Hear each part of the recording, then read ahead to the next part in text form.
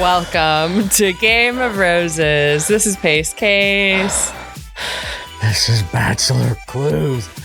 No. How do I begin this? Are you okay? No, I'm not okay, because what had to happen tonight is a couple of things. One, the screeners didn't come out for this episode of BIP until about half an hour before it aired, which doesn't really matter, obviously. No. And so it threw off our whole schedule today. We had a grand schedule planned for this day. Wake up, have our morning meeting, touch base. What's Gore gonna do today?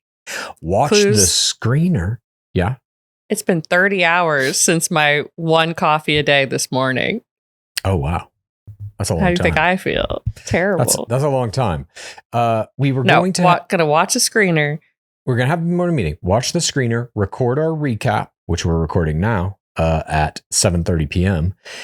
Do our live Central at 4:30, then watch in Casa Gore the Love Island USA Season 7 reunion and have it all done today.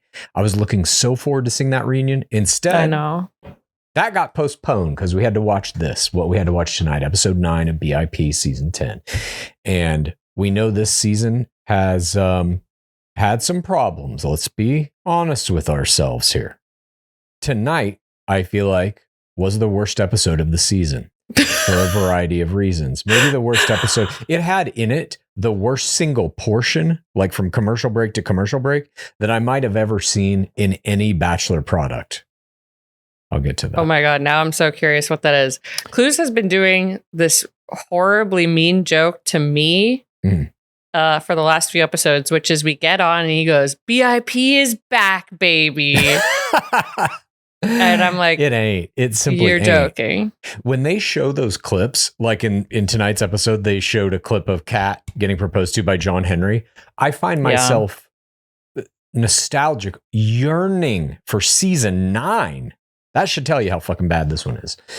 Because of the love stories. You miss your love stories. That's right. That's fine. I mean, I don't know where to begin. I think we should just jump in. It's going to come out as we do this. So here we go. This is Bachelor Paradise Season 10, Episode 9. Do we have any business? We'll have the Love Island reunion and Casa Gore out tomorrow. Today.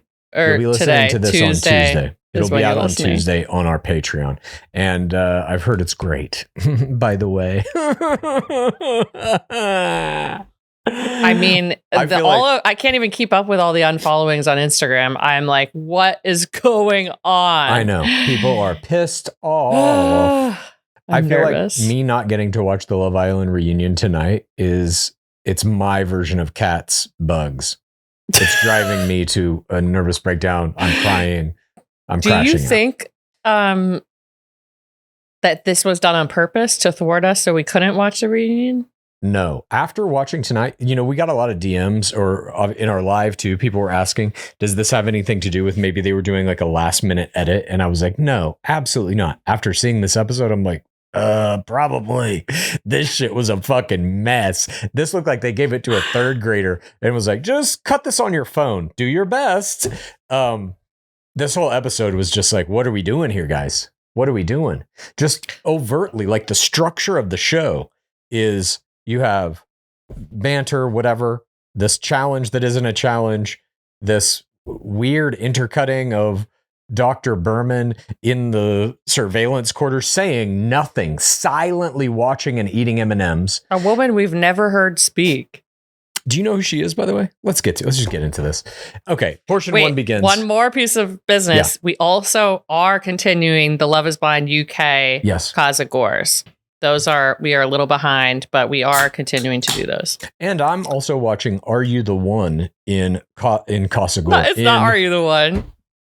Sorry, Are You My First? In all the names, it's like Love Island, Love is Blind, Love is this, Are You this, Are you that? Who is this? Who is that? No, it definitely feels like it's all one big show. A spin-off of Are You the One? Yeah, I'm doing that show. It's the one about the virgins that's hosted by Colton Underwood and Caitlin Bristow on Hulu. I'm doing that in Clues Corner. You're brave. I may do one right after we record this, to be honest, just to fucking cleanse the palate, to give me something to laugh at. I will be going to sleep if it doesn't happen during this podcast. How dare you? This was riveting television.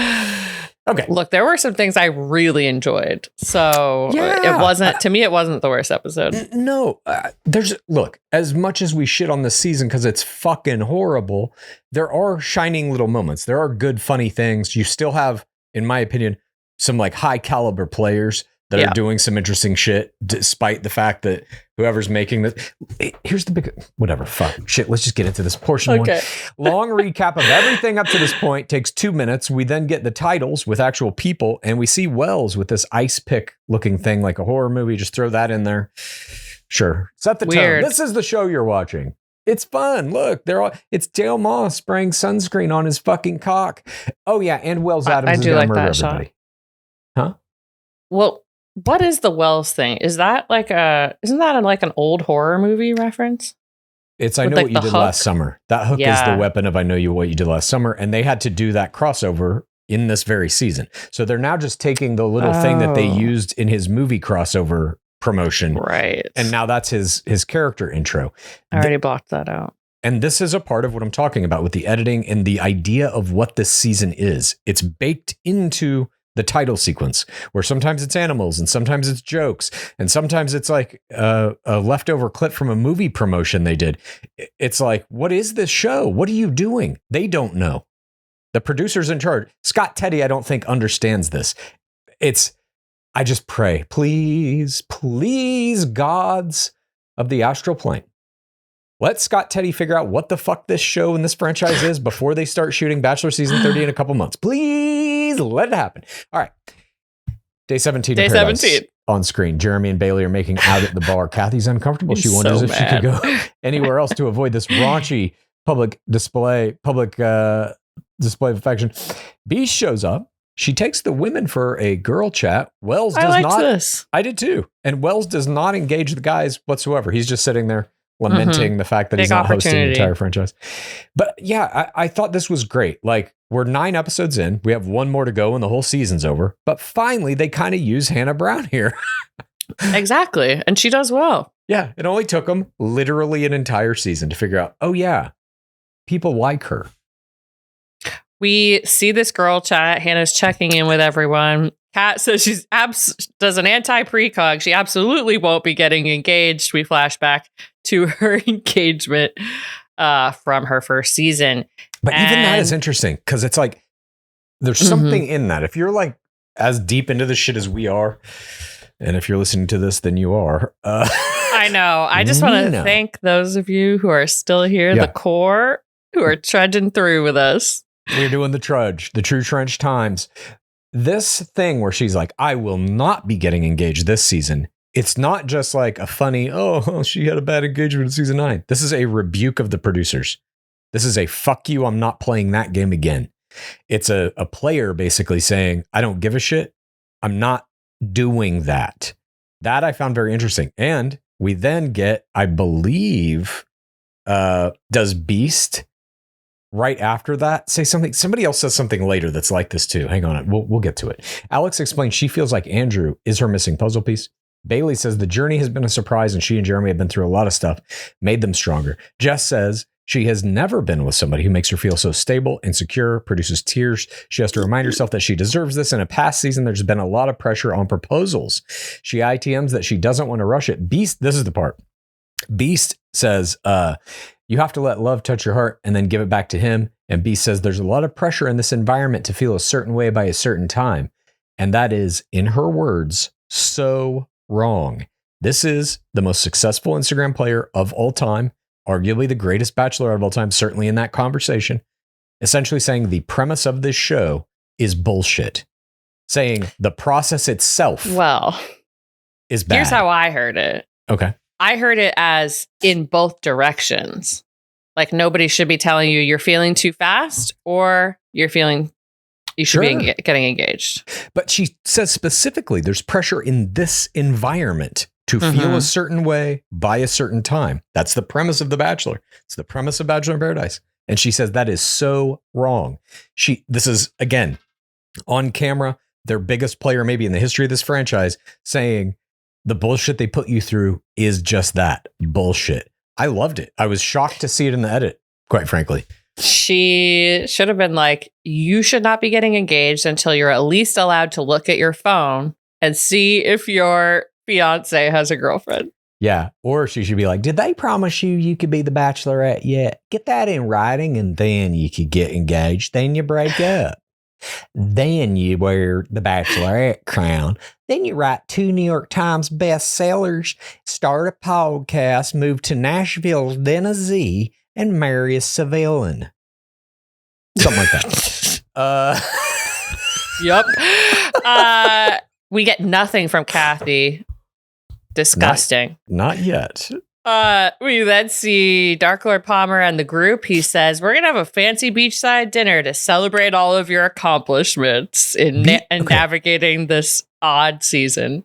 Beachside dinner. It's fucking noon. The dinner takes place during daylight hours. I was like, dinner, what's going on? I mean, I have no idea what's going on here. The time is off. The editing is off. What is this weird celebration? Nonetheless, everybody gets dressed and ready. Leah ITMs that she's ready for a fun night. And then I wrote, unfortunately, the dinner is in the middle of the day. At the dinner, at this big long table in the middle of the day, Kat cheers them all to winning in their own way. Andrew calls Alex cute. They joke about her being his person, maybe, possibly. And she says likewise. He then mocks offense at her not already deciding that he is her person. And her reaction was a full mouth and eye aperture, a look of surprised amusement. That was my face play of the game. I'm making a face play now because this was also my face play of the game. And she had so many good ones this episode. She's great. They're having their cute little 4TRR moment, making out at the nice dinner. And Andrew Spencer says, I'm 4TRR in his ITM. I'd choose love over money, though it's tempting. He always gets his jokes in there. Mm-hmm. And then this lady comes and delivers them some juicy steaks. And this steaks lady deliverer was my Jorge Moreno, bystander of the week. The steak, I called her the bringer of the steak, or sometimes the Spencer steak bringer. She was going to be my Jorge Moreno, but later someone else showed up. We do see some others. Dale and Kat then kiss. Kat ITMs that everything is perfect. Then flies start swarming them. This is a little foreshadowing of the bugs that will come a little bit later. Kat starts swatting them with her napkin. She's hitting people inadvertently. Dale's like, chill out. Nobody else seems to care about these flies. She tears and gets flustered. Kathy ITMs, it's just a fly. Dale ITMs, this is a lot. Alex ITMs, it's a little dramatic. And this swarm of flies that, just kidding. It was not my creature of the week. Not yet. Well, shit. Could they be? These flies that were storming this fancy dinner, getting Kat to engage in physical violence with both her romantic partner and the others sitting around her, including at one point, she has a knife. Were my creature of the week. There's not a lot going on here. Yeah. Kat makes this dinner all about her. You're like, is she gonna get through this? Is she gonna hurt someone? Yeah, I loved it. I agree. She brought it here, and I have to say, like, of all the things I will take away from this season, one of them is a newfound appreciation for Kat Izzo. Oh, she is 100%. a hardcore player. She basically is the soul of this season, I feel like. Yeah. And I think all of her, she was much maligned in season 9. Even in this season, she's pretty maligned. But I have a newfound respect for her as a player, a newfound appreciation for what she has given, the sacrifice she has made to our beloved game. To me, she carried this episode. 100%. Yeah. Well, she technically, yes, in terms of screen time, narrative, etc. But there were some plays made by another player that I think we'll get to it. Okay. DLP joins we him at might the not dinner agree on this one. Table and says 6 remaining couples are examples of strong chemistry regardless of what your relationships look like. That was off phase. Huh? They're adding in all this shit. What? It's okay What? if you're still friends still. Yeah, look, the chemistry, some of you haven't even met, but the chemistry is palpable. He tells them there's a reason they had to pack their bags this season. This overnight date will be different. When you leave paradise as couples, you find out the real world sucks. So they've set up 6 glamping sites for all of them in the jungle, and they're going to have everything they need to get through the evening. Alex then ITMs that she loves sleeping under the stars. She's excited about this challenge. DLP says the most important part is that you spend the night with your partner. He says, welcome to the jungle, and off you go.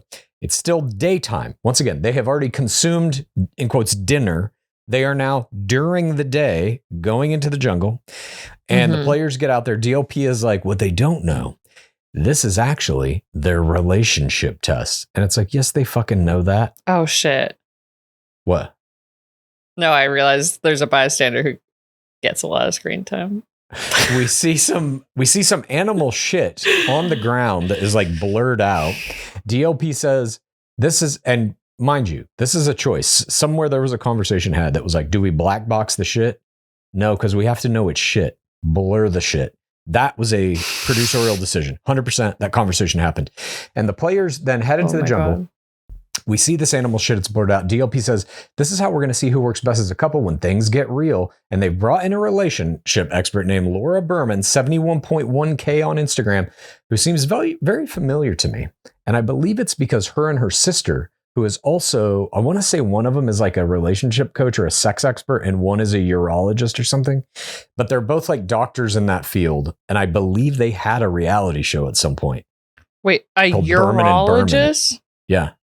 Like the penis? What? I think of anybody who deals with a urine system in their body. I think it's like all for any gender. But okay.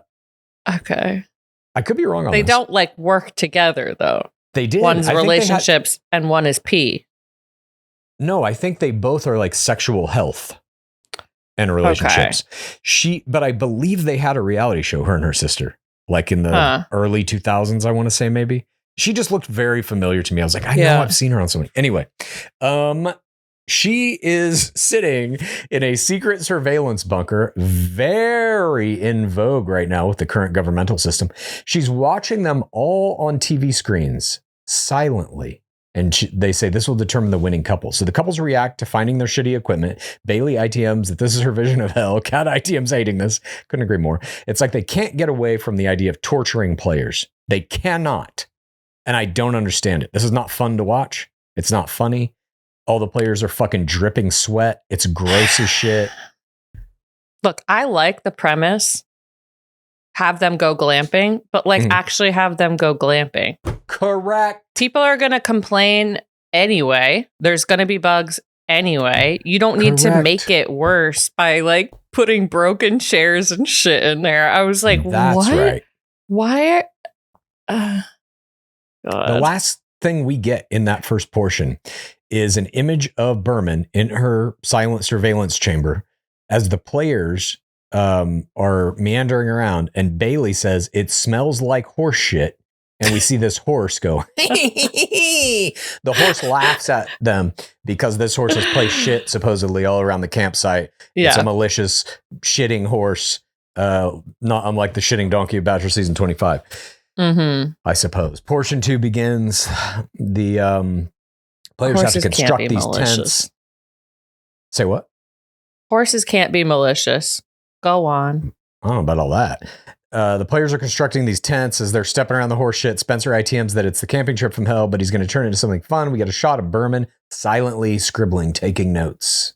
And I just wrote, super exciting. Still haven't seen this bystander speak.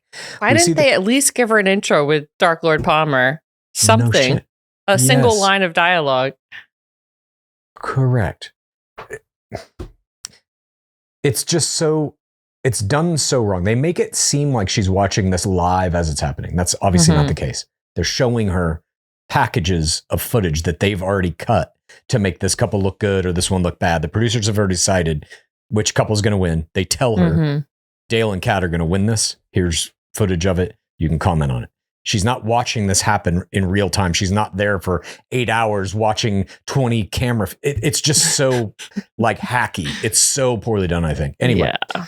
We get a shot of her taking these notes. We see the couple struggling to put tents together, complete with text on screen, making fun of them, essentially admitting that the producers have sabotaged all of the various tools. And it's like, why do that? What is this? What are we watching? It is so strange. Yeah, honestly, even if they did sabotage them, don't tell us that you did it. Like, correct.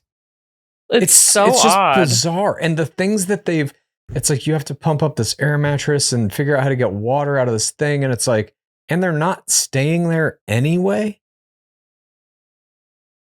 Oh God. We see Andrew Spencer fucking with the water jug. We see Berman taking notes. We get like 5 shots of her just scribbling silent notes. We see the funny shit was Kathy walking around with that bug zapper, and she's like, oh my God. she says she feels breaks like the table. She's drinking. Yeah, I loved it. She gets it. She gets it. I'm on a reality show. We see Jeremy taking off his shirt. Stop. Bailey ruins her manicure. Bugs are flying everywhere. And one bug hits the camera. And this bug that sacrificed its life on a kamikaze mission straight into the lens to really accentuate the idea that bugs are taking over the scene was my creature of the week. I love the bugs. Of course, this bug hits the camera, and this begins the cat losing her shit over the bugs montage. We do actually, though, get a close-up of Berman as Jess's chair breaks, and I believe Spencer says he'll sit in the broken chair. And Berman, we see her hand taking notes, and then off-screen we hear her go, "It's interesting who took the broken chair." Who knows if that was real, but that was her first line off-screen, or off-face. We then see Kat, tears, they're all sweaty as hell. She's ITMing, have a bad bug phobia, and we see Dale kind of... When Kat starts crying, I was like, this is my most relatable moment. Like... Oh, totally. I'd beat the fuck out of Are you kidding me? Here's what you do. Here's how you play this fucking thing. They're like, get out there, fuck around with this horse shit and these fucking bugs. Try to drink water out of this fucking thing we super glued shut, you fucking idiots. Sir, thank you very much. If I'm Del Moss, Kat Izzo and I, because I care about her, we're going to bail out of this, and we're going to go back to the room because she's having a real bad time right now.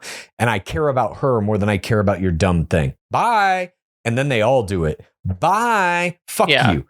This challenge throw horse sucks. shit at everyone. Exactly. I would get a big handful of horse shit, and I'd invite a producer over. Can you bring Scott Teddy over here? I have a question for him. Just fucking right in his face. Fuck you, dude. Fuck you. Hit it with the bug paddle. Some electrified horse shit right in your fucking face. Spray. Anyways. Also, it's like your... Cat runs around in tears. Dale's ITMing that he's never had a panic attack. He doesn't understand it, but he's going to try to help her.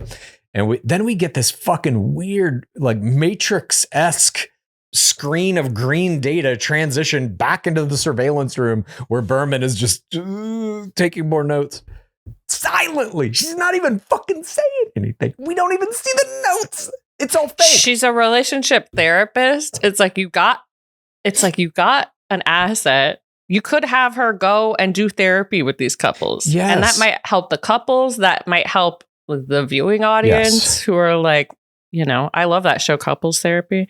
Instead, they put her in a green screen room of screens, and then they are digitally putting in the things she's watching on the screens. None of that is real. She's acting. They're like, sit here, take some notes. Let's get a shot of you eating snacks. Let's just get a shot of you staring into space. Then they go back in and lay in the footage on those screens. This is all fake. Is she your bystander? Oh, yeah. I was going to wait until she actually gets her formal introduction, but she will be. There's a camera guy here as well. I said this portion of BIP Season 10, Episode 9, Portion 2, may be the worst portion of any season of any Bachelor product in the history of the franchise, specifically because of that Berman silent note-taking, not explaining who she is, the fact that they super glued all the shit shut, they're purposely sabotaging them. I don't get the point of the challenge. It was supposed to be a dinner at night. It was in day. Like, every element of it was just bad. Like, none of it made sense. It wasn't entertaining. I thought I liked what Kat did with it. I liked the complete meltdown breakdown. I liked how it got Dale to show can be shirtless and helpful. But it's like the breakdown and stuff. What you want in Bachelor in Paradise, you don't want these breakdowns, you don't want the big emotional moments to, I think, to be coming from like circumstances or from producers forcing you into a nervous breakdown. You want it to come from the relationships. I love this guy, but now he's going on a date with this other girl or whatever. You know, I just mean she did a lot with what she was given. For sure. That's all I mean. Yeah. She's playing her heart out. There ain't no doubt about it. We come into portion 3. Kat is continuing. No, I don't like watching torture. That's why I don't watch World's Toughest Warrior. Best soldier. But that's actual torture. Yeah, I don't like watching. Okay. I don't mind actual I like more torture. Subtle psychological torture. This is fake torture. This is acting. Berman gets her first on-screen dialogue. Kat is starting to lose it, which is interesting. Alex and Andrew practice the best kiss of their lives, and Berman smiles in the surveillance booth, puzzled by the kiss. They have fun, but there's something ... Kat is still freaking out and running around. Dale's sweating buckets. Berman finds all that interesting. They cheers with the wine that the Kat opens for him, and Kat ITMs that Dale's making her feel safe. They get a little kiss here. Jeremy and Bailey are having fun together. She's putting her feet on him. Jeremy is ITMing, having strong feelings towards Bailey. He can see himself getting there. Jonathan and Leah. She tells him he'll be a good boyfriend to somebody one day. Berman scribbles her notes down. Keith and Kathy then. Keith is saying that he misses his family, and Kathy says, "Oh, I'm sorry you're away from him." Keith tears here, and he ITMs it's hard to be away from the family for so long. Kathy calls him a sweet man. He tells her that love is out there for them, and she says they're cut from the same cloth, except she has more hair. This little scene is a fucking island to me in this whole episode, or in this, at least this segment. It's perfect. The dialogue is perfect. You couldn't have written a rom-com better. Like this, what they're saying there is just fucking perfect. I miss my daughters. Oh, I'm so sorry. You're a sweet man. Well, love is out there for both of us. You know, we're cut from the same cloth. You're beautiful. Except I have more hair. Like it ends on a fucking has the tag. Joke. It's unbelievable. They're so agree. good. And look, I know no one is going to be watching Golden Bachelor except us, but it did make me hopeful for Golden Bachelor because I was like, oh yeah, you can get like such poignant stuff from them.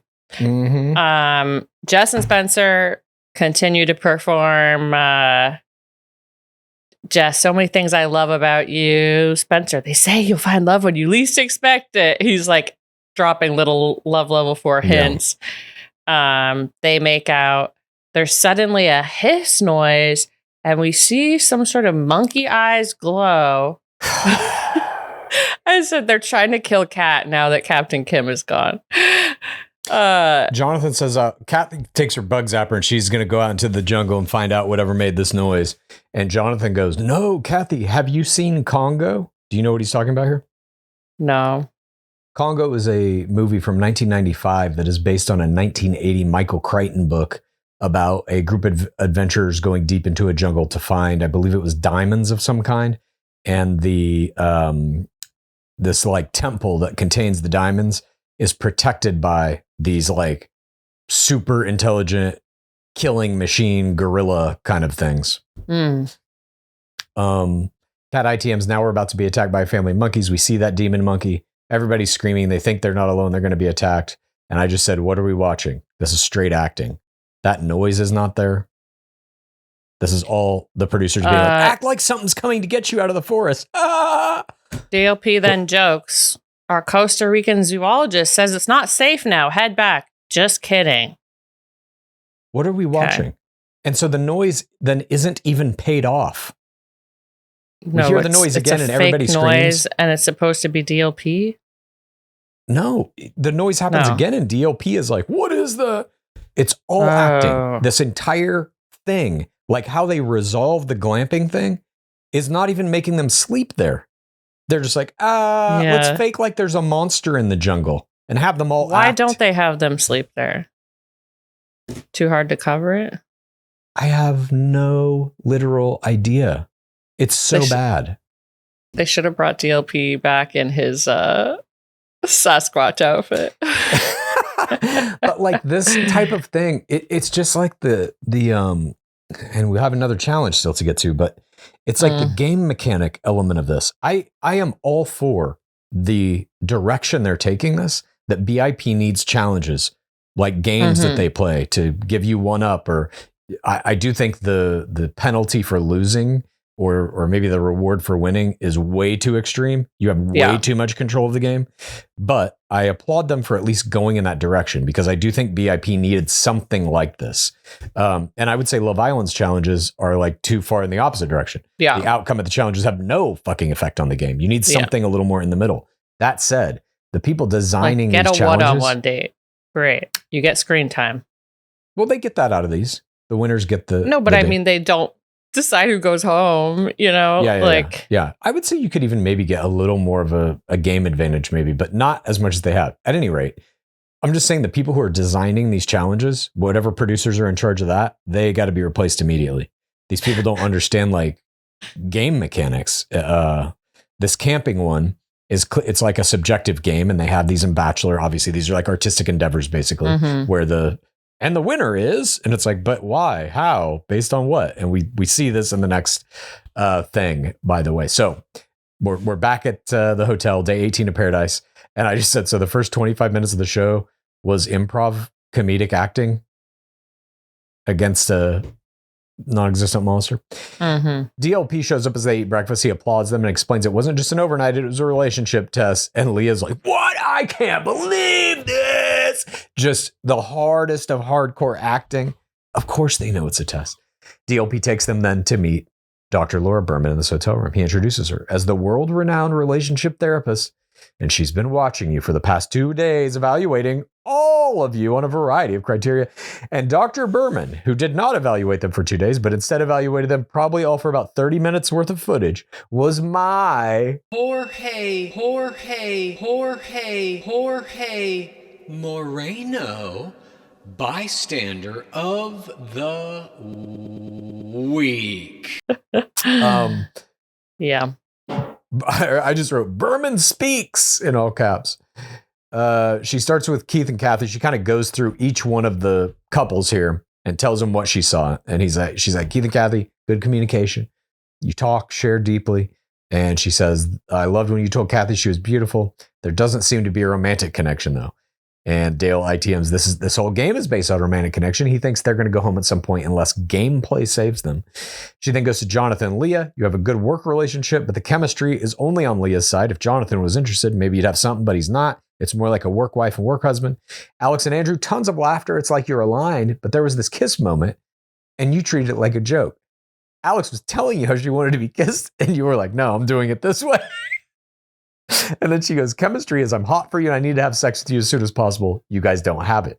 And then Andrew goes, in an ITM, this is alarming. When you feel something's good, you don't expect people to say you're wrong. She wonders if Jeremy and Bailey are aligned differently. They have lots of chemistry, but different interests. And she says that Dale helped Kat. But there's a thing about a hero complex is you're making this nest, but when you're unable to be the hero, sometimes you shut down. And Dale's like, my love language is acts of service. You got me. Yeah, and that was a good play by Dale. Like all these other players had at least in facial expression or even sometimes verbally a little bit of pushback on whatever she was saying. And Dale didn't. He was like, 100% right. You got me. And I am the hero. If she has any say in who actually wins this, he's doing the right thing here.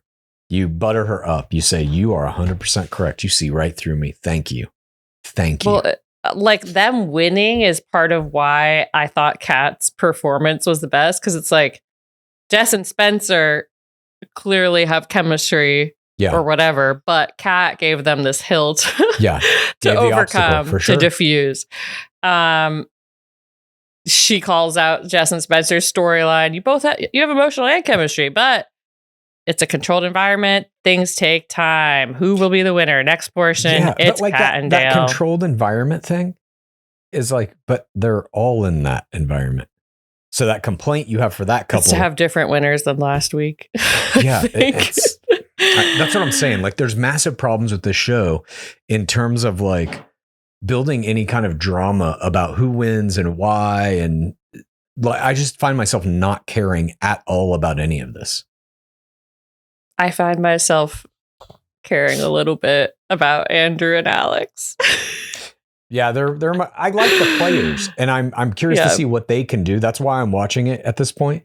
But like the overarching structure of the show is just like, I don't think they did it well. And I think at this point that's difficult to argue against, you know. Anyways, I'm not arguing that. It's a mess. Yeah. DLP says, well, you won this date on the beach and you get to vote. Everybody's going to vote on the one man to have no rose. We see this one-on-one with Kat and Dale. They're on the beach. They have little birds made of fruit on their little pineapples. I liked that. Mm-hmm. And Dale tells her, you always felt like home. She feels the safest she's ever been, including when she was with John Henry. Yeah. They kiss. He goes, let's frolic. And they go in the water. I thought that was cute. Yeah. And I got to say, the editing of this little montage they put together of her and Dale frolicking in the sea, where it was kind of like, soft edge split screen, dissolving in and out of different images and stuff, set to some kind of upbeat AI pop EDM. It's not like they didn't exactly hit Love Island, but they got pretty fucking close. I got to say, this of everything in this episode, editorially, I was most impressed with this little package they put together for Dale and Kat. I was like, that's pretty fucking good. That's legit. It still borders on the like cringy BIP when they're making out in the water, like laying down. But I did like it, and I love the use of the slow-mo. Mm-hmm. It gives it a much like richer, like cooler vibe, I feel like, than old BIP. Spencer and Jess talk about their timeline. Spencer says, we're having kids in 2 years. Our leases are ending this fall, so who's going to move where? And she's like, Fucking Spencer. This shit floored me. I was just like, dude, chill. What in the fuck are you doing, bro? He's like, I liked it. It was relatable. I gotta have kids in 2 years. You gotta move in with me immediately. He's just going all in. And Jess is kind of like, well, I don't know about that. He loads love level 4, but he's going at her pace. Yeah. And she's like, I'm not love level 4 in her ITMs.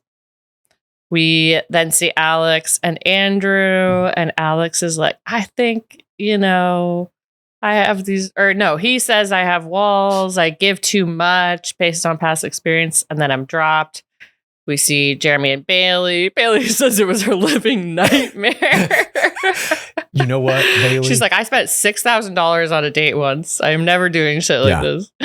If you're out there and listening, Bailey, 100%, I'm on your side in this conversation. I would never sleep on a floor in Peru. I would never do any of the shit that they are asking me to do in Paradise.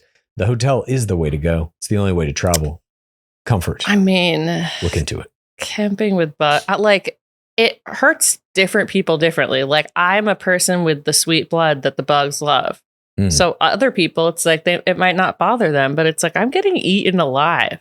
It's a nightmare. The bugs to me are like bad, but what was worse about that camping date to me was the sweating. Just everybody covered in sweat. And now we got to make out and like sit in each other's laps, and I'm just covered in sweat. No. That's fine. That's like Burning Man. I rest my case, Your Honor. Okay. Which I don't even know if I could do again at this point. It's like, God, I'm old now. My back hurts. We see Spencer loads love level. No. AS and S. Oh, Spencer loads love level 4 with Andrew about Jess. Well, Andrew tells Spencer he should love level 4 her when they're in the room. And we get the cross-cutting between Andrew and Spencer in their room talking about how he should handle the Jess situation. And then Jess, Kat, and Leah are talking in their room about how she shouldn't rush anything and she should just tell him how she feels.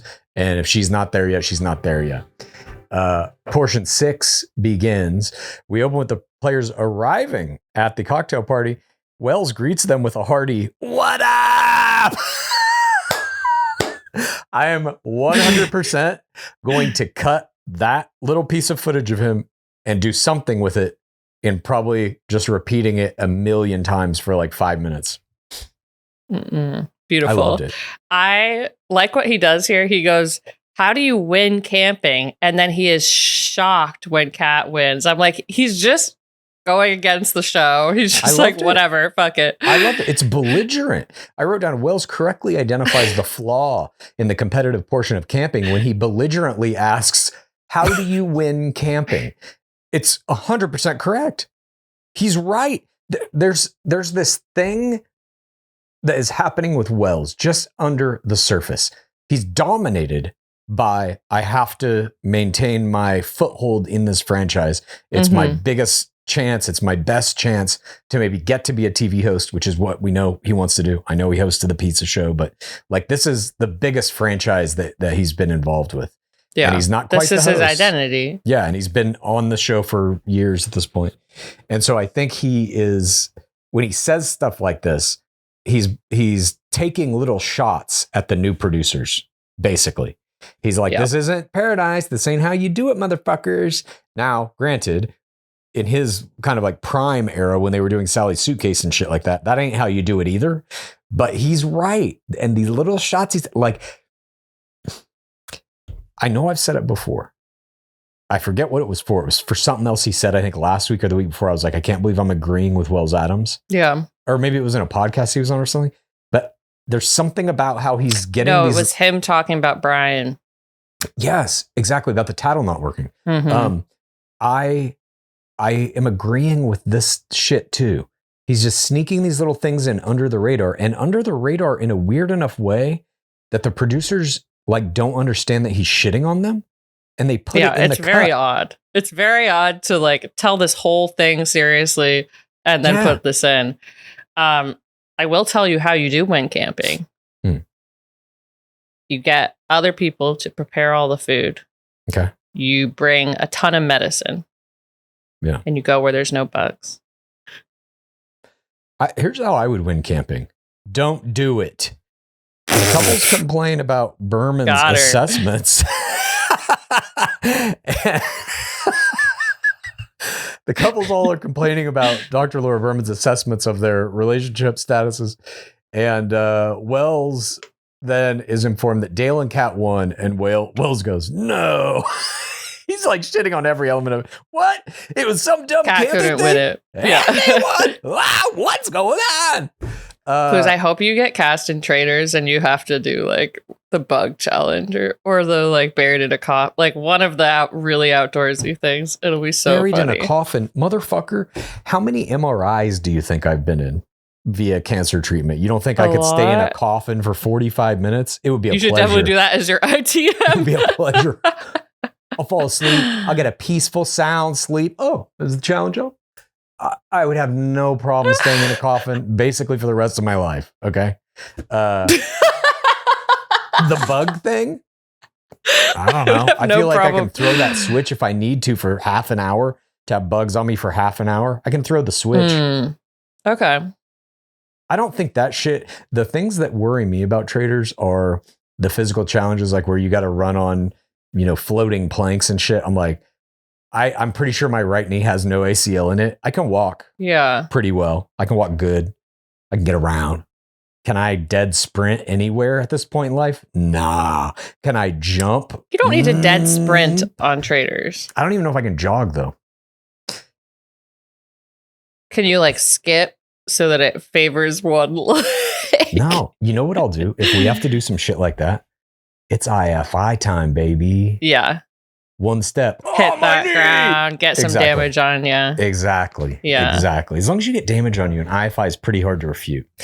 All right. Jess tells Spencer in this one-on-one time after this that they agree being apart's going to make them sad. She ITMs once again that she wants to be on the same page, but it's scary. She tells him that she doesn't want to make the same mistakes she has made in the past. Spencer tells her that they always come together. Their ability to get through any obstacle is one of their greatest strengths, and the long-distance relationship is just going to be the biggest obstacle they've had to face, but they can get through it. He tells her that he wants to go at her speed and not freak her out. This is a great play, and he says he makes her feel comfortable. She says he makes her feel comfortable. She will be open with her communication about how she's feeling, and Jess ITMs that she is confident they can make it outside of paradise. She says, I want to win, but I'm happy that we have each other and we get a kiss here. This worked for me. This was a great play by him. I think he realized he was coming on a little too strong. And he's like, hey, look, we'll take it at your pace. I'm cool with that. It's great. Yeah. I'll hold back my love level 4. Yeah. We see BB and Jer get a kiss.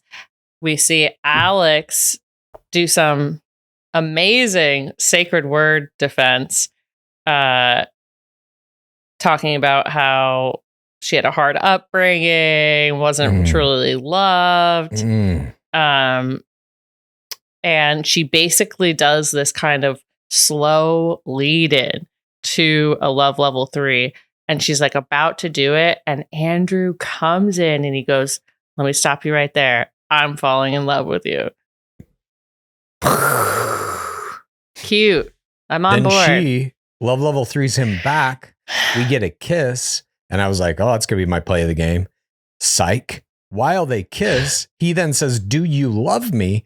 He plays a love level 4 extraction. She says, I do love you. That's a love level 4. He says, I love you too. So this went from a sacred word defense, basically the most hardcore anti-love level play you can make, to double love level 3 to double love level 4 in the span of about 16 seconds is what I timed it at least in the cut. I've never seen anything quite like this, to go from literally negative love level to the highest you can do for both players. It was a beautiful work of fucking art. And this is what I'm saying. The show itself, the producers, the structure on which they're hanging all this is just falling down around people. It's terrible. These players are still fucking playing this game. And this, to me, was like one of the greatest love level escalation plays that maybe we've seen in Bachelor history. I just have never seen like that fast to go from sacred word to love level 3, love level 4. Boom, boom. Is that your play of the game? No. I was going to say, it was almost my play of the game, but something happens later. Up until this point, it was definitely my play of the game. I was just like, this is a fucking masterpiece. We just watched them paint a fucking Mona Lisa of BIP season 10. Yeah, I'm going to be extremely upset if they break up. We see then the cocktail party. Keith is feeling homesick. Oh, God, Keith, no. He tries to tell Spencer, he's like, look, I'm in a good spot with Kathy, but I got to go home and be with my kids. Can't do 4 more days. Exactly. That's all that's going through my head is like, dude, it's literally like 2 more days until the end of the whole fucking show. What is going on here? But I think there's like a bit of, in this situation, the way they've put the mechanics of this voting system in this season, players know when they're likely to go home, like Sean and Alicia. Yeah. And it's just like, well, fuck it. I'm not going to, this is dumb. I'm just going to leave. I think don't need to be voted out. Yeah. And there's no, I mean, they couldn't have known this while shooting, but there's no social media traction on this show. No one is fucking engaged with it on social media. So they're not getting any numbers anyway. And it's like, what's the fucking point? But nonetheless, Keith telling Spencer that he wants to go home and basically to vote him out was my error of the game throughout the rest of this episode. Yeah. He also turns a corner, but this was a massive error, and had another player not made an exceptional play, I think he would be gone. We see that Leah and Jonathan are gonna try to beat them. We then see Keith tell Kathy that he wants to go home. And this was my error of the game. It's him telling Spencer too, but yeah. Oh my God. I was just like, what are you doing? Like, Kathy is just, I can't have Kathy leave, and he's bringing her down, and I do not like it. I agree, but she plays this very well. She listens to what he says, and she's like, your daughters are lucky. She plays right into it. Like, yep, you're a good man. I get it. No. Then the very next thing we see, or not the very next thing, but like in this next portion of portion 8, there's 1 hour to vote. Leah's talking to all the players about who they want to say. Jonathan's ITMing that he thinks he and Leah are close to winning $500,000. I was like, what, dude? Are you fucking out of your mind? And so he believes if you're just like the good time friend guy, they'll want to keep you around. So he's like chatting people up and, oh, I'm the cool guy. You want me around. We then see Kathy and Alex have this little one-on-one. And she gets Alex to admit that she won't vote for him. She's like, no, I love you guys. I'm not going to vote for you. Then Kathy says, Keith is on the fence. You should talk to him about staying because I don't think he realizes how much you all need him here. And Kathy convincing Alex to ultimately convince Keith to stay in the game was my play of the game. This shit it's 10D chess. You don't know what the fuck is going on. She's got it all up there. She got it all figured out. Keith comes to her and is like, I need to go home. My daughters, I miss them. And she's like, oh yeah, you're a good guy. Already she's like, get Alex to convince him to stay, and then goes and does exactly that. Unbelievable. Kathy convincing Alex to convince Keith to stay was also my play of the game. I was like, is this going to work? Is this going to work? And it works so powerfully. It's not even just Alex. It's Alex, Jess. It's all of the younger female players convincing Keith to stay. I just couldn't. I got chills. I was just like, Kathy, she doesn't give up. She doesn't stop. She knows that it'll be more like powerful coming from others than her. Yes, she doesn't even do the final play that has to take place to convince him. She's not even there. She's not a part of it. So for him to hear that, for these three players to sit down and remind him of his daughters, and for them to say, we see you as like the dad of paradise and we need you here. And no. It was just so fucking impeccably done. It was such a light touch, but it was exactly the amount of pressure that needed to be put on the situation to get this outcome. She's incredible. It was chess. It was beautiful, masterful. And we see these players all convince Keith, including Jess, who ultimately doesn't even vote for Keith. I know. It doesn't matter. Yeah. It causes Keith to produce tears. Yeah. And Keith is like, okay, maybe I don't want to go home so much. Yeah. Portion 9, time to vote, appears on screen. Wells brings out the mystical iPad, and we're treated to the least interesting voting ceremony on television. See? This fucking and then they iPad. make them do this thing where they're like, click, and now Jess, carry the iPad across the bar to Dale, and now Dale, carry the iPad. You're just like, what the fuck are we fucking doing? If you want to have some kind of digital screen voting system, don't make it a fucking iPad. Get a big, nice touch screen. Match. Yes, put them in a special what they're doing. Voting room at least or something. This iPad is just, it's fucking like. The iPad is so it just chintzy. all feels last minute. You know? Like and they had a fucking elaborate box with pictures of their faces. Yeah. Did someone burn that prop? Like, why are we going to the iPad? Not only did they have that, they had 2 years to think about how they were going to revamp the show. And this was not thought about at all. No. The game mechanics were not thought about at all. No. This whole season just feels very like, we got a new showrunner. Figure it out. And you got to have the Goldens and you got to have $500,000 and you need games. And it's in a new place. And you're shooting it on new cameras. Go figure it out. You can't take new headshots, though. They got to be headshots, old headshots from their separate shows so they don't all look the same. The only thing we know for sure enrages me. Me too. I just don't. It just feels like no one is giving proper effort to this. Yeah. And then you watch like Love Island, where it's like the effort overwhelms you when you see, especially because they make that show every day, every goddamn day. It's the edits are perfect. Everything about that show, how it's presented, other than the small complaint I have with like the challenges not really meaning much in the context of the game. And Sterling. Look, after watching that, Are You My First? I have new respect for Ian Sterling. That's wild. I love that. I know. I don't know if I'll ever shit talk him again because he's like, he puts in the effort. I mean, Love Island just shows what is possible, Yeah. with with a much harder to shoot in production schedule and editing schedule, 100%. etc. Like, you're like, how can it look so much better than this?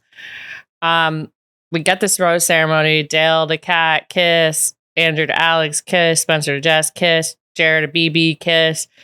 DLP says it's a tie, so therefore Dale Moss is going to choose. Okay, sure. And even that is like that's an incredible amount of power. So it means the votes were meaningless and the winner literally chooses who goes home. Yeah. That's too much power. I'm sorry to say it. You do a rock, paper, scissors. You put it up to a random chance, or you do a revote, but you can only vote for one of these two or something. I don't know. Right. But like, this is fucking insane. Or just say one of them won. Like, why do you need to say it was a tie? Whatever. Dale chooses that Keith and Kathy should stay. So Don and Leah go home. Leah produces tears. Oh my God. Is the episode over? No. Yeah, this is where it ends, right?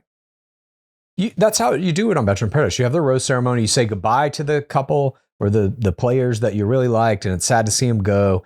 And then you all cheers to tomorrow's going to be another day. And then we get a little teaser, and that's the end of the episode. Right? Goodbye. Bye. Psych. No. Lightning strikes, rain. There are scarecrows we see made of players with like name tags on them with pineapples for heads. And at their feet are a bunch of knives. And now there's horror music playing.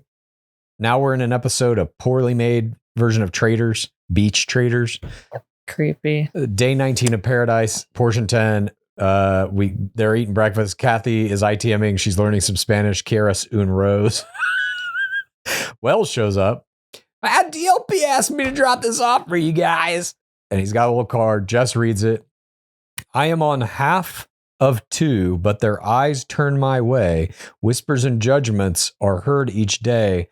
The love is our bond. It's me they all see. And yet somehow the shade always falls on me. It's time for your next relationship to see you there. What? Gibberish. It's a stabby challenge. It's gibberish. Sharp opinions. No, I mean, we now know what it is, and I still don't know what the riddle means. That's what I'm saying. It's gibberish. This is like some ChatGPT shit. We're doing a challenge on Bachelor in Paradise Season 10, and it's where they have to stab pineapple heads in the back of each other. Can you write a poem that's mysterious and vague about that challenge? Click. Yep. First one. Don't read it. Just print it and let's go. Print. So we see there's a dagger on a bow with a bow on it in this box. They show up on this beach and DLP is like, everybody has opinions. Some people like to say them out loud and some like to keep them to themselves. Opinions become important when you're in a relationship because people have opinions about you and the relationship. The next test is called Sharp Opinions. Most people don't feel comfortable telling you how they feel to your face, but people will say things behind your back. Keith ITMC thought this was BIP, not backstabbing in Paradise. Nice. DLP explains that the pineapple heads are designed to represent the players. DLP will ask them questions about their character, and then they'll use a dagger to stab the pineapple head in the back, who coincides with the best answer to whatever question he is asked. The couple who has the least amount of daggers combined in the pineapple head backs will be the winners. DLP reminds them that the women have the power, and everyone will vote on which 2 women now will not receive a rose. Why are they saying the women have the power when it's not the same structure? I'm just like, it doesn't matter which. That's right. God, it's annoying. They're locked into these couples now. There is no circumstance in which one of these women is going to give a rose to a guy who is not in her couple. Kathy Swartz gives Dale Moss a rose. Please let that fucking happen next week. Love that. Please, I'll eat this hat if that happens. Andrew ITM's the most important thing is winning the challenges. We get to the first question. Whose childish antics are most likely to turn their partner off? Dale puts his knife in Andrew's pineapple head.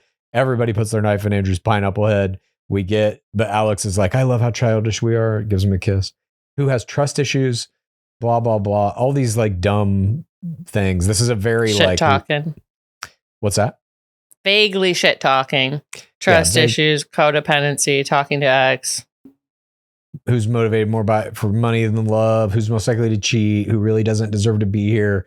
Lightning strikes within 6 miles. So they have to all go inside. A storm is coming. They did this on Bachelor in Paradise season 7, 8. I feel like every Bachelor in Paradise season. Yeah, there's always a storm that forces them back inside. DLP says he'll tally the votes. We get some rain in the next portion, and Andrew, Alex, and Bailey and Jeremy are all disagreeing with the various votes. Jeremy ITMs that this had no effect on their relationship. Dale and Kat are talking about who's the strongest couple. They're not comfortable going into the night. They need help if they can get it.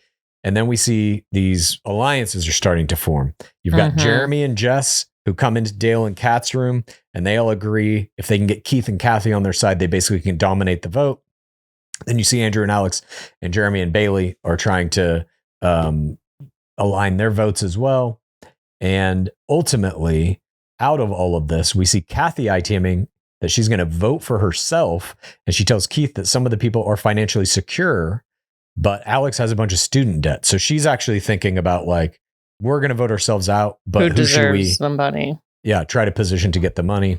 They get ready for another cocktail you scratch party. my back with Keith, Alex. I'll scratch yours. DLP shows up. He welcomes them to this cocktail party. He announces the winner of the fewest dagger in Pineapple Head back was Andrew and Alex. And this is the last rose ceremony, he says. Things will move really fast. 4 people are going to be leaving paradise. Got the ITM's Trouble in Paradise with a capital T. Next week on the season finale, we see all the couples kissing and hoojuing. The Parliament of Paradise comes back. So there's going to be some kind of mechanic where those who have been voted out now get to vote on the winners. Sean is stirring shit up. Kat storms off. It is the 9th and final rose ceremony. Money or love? If you choose love, you forego the money. They say this in the fucking teaser. Yeah. It's a chance at $500,000. It's literally just the same Bachelor pad, Love Island, Prisoner's Dilemma thing. But it's also, it puts your winning couple in a terrible position, which is essentially saying you're not for the right reasons. But here's how you do this. Just FYI. Oh, I'll take the money. I forego the love. Thanks for the $500,000. Well, me and Jess are going to go use this to buy our house now. We didn't actually break up. Go fuck yourself. Like, this is so bad from a game mechanic standpoint, because it is, you want the person who wins your season to be the epitome of whatever the thesis of the show is. Like Traitors is like, who can fucking weave through this treacherous game of lies and deceit? You want like the best liar, or the person who can detect lies the best. But it's all about deceit, and you get rewarded for being good at either doing the deceit or detecting the deceit. Bachelor in Paradise is about falling in love. So you want the person who falls in love to be getting the reward. This mechanic is the exact opposite of that. If you are the epitome of the thesis of the show, you cannot claim the reward. It's absurd. I mean, maybe they'll give it to him anyway. Be like, okay, turn down the money. Oh, you get the money. Then don't put this in the trailer, because now anybody who's seen this trailer is like, well, fuck, I don't want to watch that. It's, I mean, like, there was only one time on Bachelor Pad that they kept the money. I remember. And it was pretty funny. But they never keep it on Love Island either. It's like, you don't want to be villainized like that. But on Love Island, if they both agree to it, they split it, right? It's either a split or a... it's split or one person keeps all the money. Yeah. This one seems like it's, you're the winning couple. Do you want to take the money or stay in a relationship? That's how this is positioned to me, at least in this Bachelor in Paradise is known for false stakes. That is true. Go to fantasy suites or get engaged or break up forever. Yeah. That's usually what they've done. Are you going to marry Dr. Travis Stork or never go to the doctor again? What? I can't even go to the... What happens if I They get in a car did say crash? in that one, lose your chance at love forever. Yeah. You'll either marry this guy right now or never see another human being again. We're going to lock you in solitary confinement for the next 75 years unless you marry him. Well, that wraps up this episode. I'm very glad we're almost at the end of this season. Yeah. I know we've been hard on it, but it is deserving of that because it's not a good season. That said, it is always darkest before the dawn. but we ain't as dark as it's going to get yet. That's going to be Golden Bachelor season 2. I was gonna say, is the dawn mellow? No, the dawn is Bachelor season 30. Hopefully, we'll find out. Yeah. We'll find out. And I know, I think the Bachelor season 30, it's at a massive disadvantage from the jump because of what these, really from Gen Trans after the final rose to where we are now to where we're about to go with Mello. All of that has done some bad damage to the nation. Yeah. And I think Bachelor season 30 will unfortunately be a recipient of that damage of what it's done to the fandom. But I'm not going to let that color how we cover that or how I look at that season. I really am looking at it as this is Scott Teddy's debut. I don't think this season was. I'm going to see what he can do with that. And I still have high hopes that it will be a good season. I do too. I think there are some things afoot that could make it very interesting to me personally, I'll say. But Clues is the Bachelor. Yeah, they haven't announced it yet because no, I can assure you that is not the case. But I don't know. The season is really, we've been covering this show for 6 years. You believe that? Is that true? I think so. When's the year we started? 2019. Dang. March of 2019, I think, or June. All of my 30s. June. 2019, June. What's that? All of my 30s. Yeah. There you go. Most of my 40s and Jesus, going to go into my 50s. No, you will live forever. Just eat that hat. Yeah. I'll wear it forever, for all time. I'll never forget, never forgive. Come on now. We've been covering the show for a long time. And when it's good, it's great. And when it's not, it's still pretty good, I think. It's good enough for me to watch it. And I just pray to all of the gods that are responsible for this media's creation that it turns the corner. And I'm going to be hanging on till it does. I'm going into the ocean Titanic style with this show. So same. I'm the guy who falls off the top of it and hits the railing. The viola. And I'm not the violin. I'm the viola player. Oh, nice. Well, you don't get the melodies.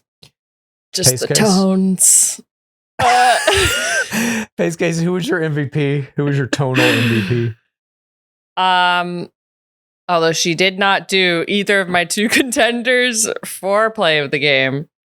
Kat Izzo was my MVP. I loved her bug swarm play at the dinner. I loved her meltdown at the camping. It was very relatable. I would do it too. And I just think her and Kathy to me are both carrying this season. Extremely entertaining to watch. I agree. I'm somehow believing them as a couple. Wow. We'll see. Damn, that's strong. Well, I agree with you. Kat had some fantastic plays. However, Kathy Swartz was my MVP. She made one of the finest, most subtle, yet powerful and completely dominant plays I've ever seen in the history of Bachelor by getting Alex to go get all of the other players to basically convince Keith to go back on his prophecy of self-elimination. I've never seen anything like it. And it's like the power she wields over the entire situation with just almost a whispered suggestion. Oh, you should go talk to Keith. Yeah, he's on the fence. He's on the he fence. didn't just tell me he's booked his flight. Yes. Brilliantly done. It's such a subtle manipulation. Very beautifully done. And they have such a target. They're the only golden couple left and they're friends. I thought it would be golden. Me too. But they're hanging on. Yeah, I know. I would love to see them win this whole thing. Can you imagine? They're not going to. Seems like hard with the next elimination, but yeah. We'll see. They wake up, the next episode is Keith is already gone. Somehow Kathy Swartz has to convince him to come back. I'll vote for Kathy solo. Yeah, they do a thing with like they did with who was it? Eliza Isachi and Glaze, wasn't it? where she came to his house after Paradise and tried to get him to redate her. Remember that? They do that with Kathy and Keith. Yeah. It's we just see Keith camping with his kids, and there's a rustling in the bushes. It's Kathy. She's got her little paddle. Noise. What the hell is that? I've heard that noise before. Oh, right. She's so great. Thank you, everyone, for joining us for this. It is a season of television. We are watching it. We'll be back later today with your Love Island USA reunion, and we'll be back later this week with Love is Blind UK Love episode on Kazagor. Jesus. Praise be Dark Lord Palmer. Please rate this podcast. Please review this podcast. Please get a friend to listen to us, and then please rate this podcast.